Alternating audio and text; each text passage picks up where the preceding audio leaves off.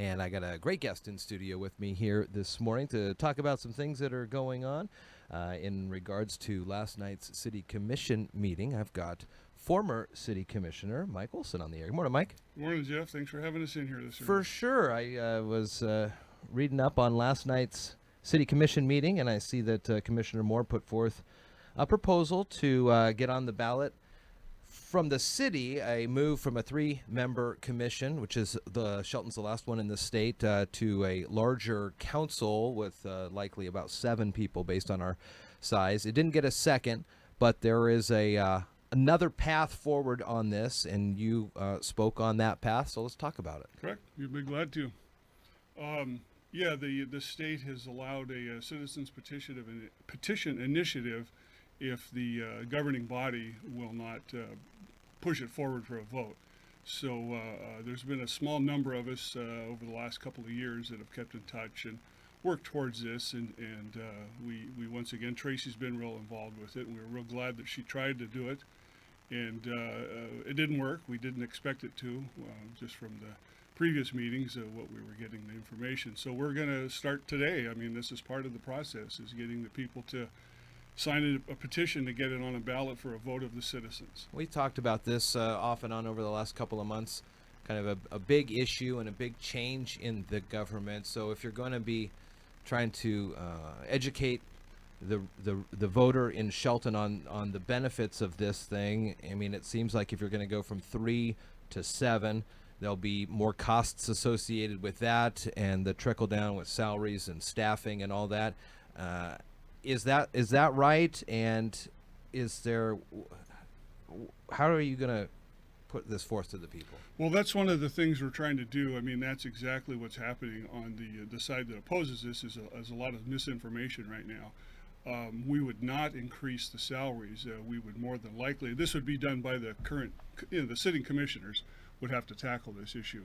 Sure. But all other cities who have gone to this form of government do not pay what the city of Shelton pays their commissioners right now. Oh. They currently make $25,000 a year plus full health benefits. We could not afford that in this city, absolutely not. What most cities do is they pay around $400 or $500 per month per council person with no benefits. It's a part-time job, even for the 3 commissioners now. At best, it's not a full-time job, but they're getting full-time benefits.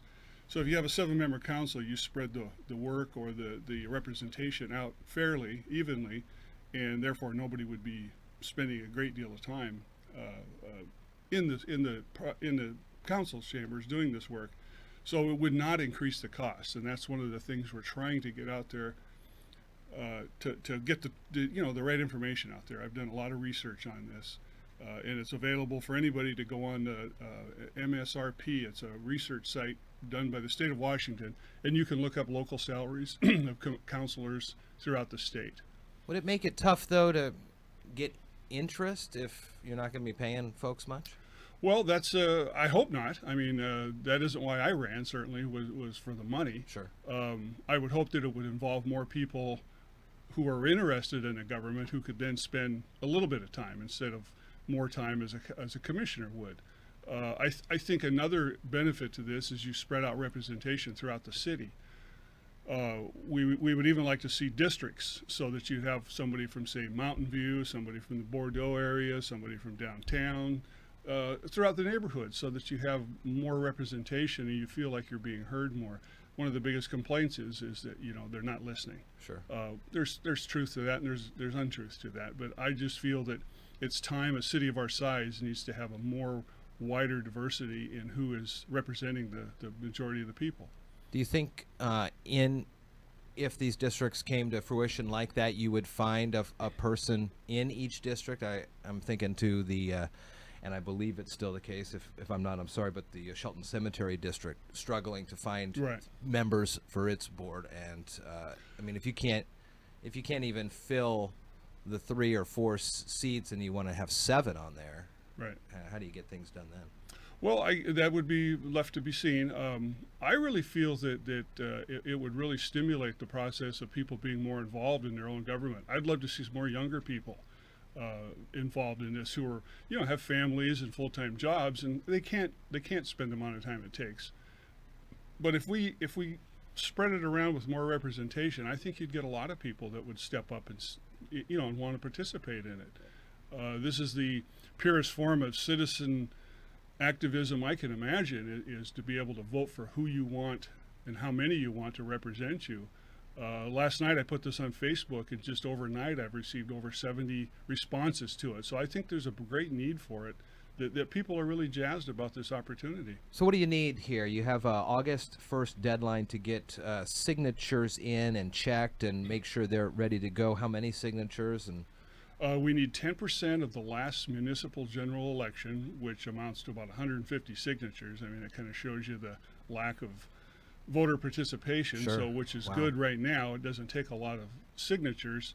The signatures have to be in by August 1st to the city administrator, who then turns them over to the county clerk, okay, or would it be the auditor? I'm not sure auditor which. to Karen check Herr, to check the right, signatures. to verify signatures, to get it on the November ballot. Okay. So we're hitting it hard. There's 3 or 4 of us that are going to be out with petitions. I've already said I'll be down at the post office park tonight from 5 to 6. For anybody who wants to stop by and sign. I wore my pickleball hat because I said I'll be at Music in the Park Thursday There to you look for go. the tall guy with the pickleball hat and the gray hair. Uh-huh. So we'll have petitions out and about, and just keep an eye on Facebook.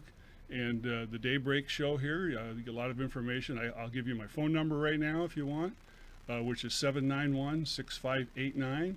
Feel free to contact me. I'll meet you wherever we need to. This is really important. I think that last night's action by the commission shows exactly why we need more representation. I mean, for these guys to just turn this down without the citizens to be involved in it just smacks of the very reason we're doing this. They're not listening.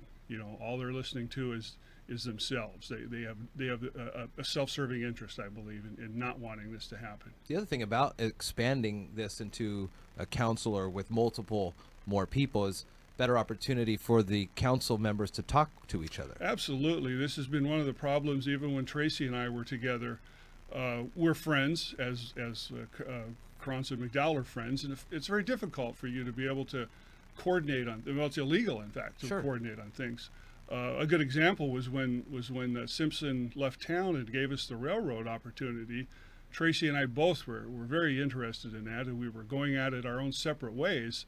And it created a little bit of confusion with the people who were benefacting it to us. In fact, it created to a point where they actually kind of said, wait, we need to know whose voice we're listening to here. Right. So I backed off and let Tracy take the lead on that. But that's a very, very good example of how, if you have 7 people, sure, 2 or 3 of them could get together and coalesce into share information, be able to, talk amongst each other, to get more information spread and to have a better idea of what's going on.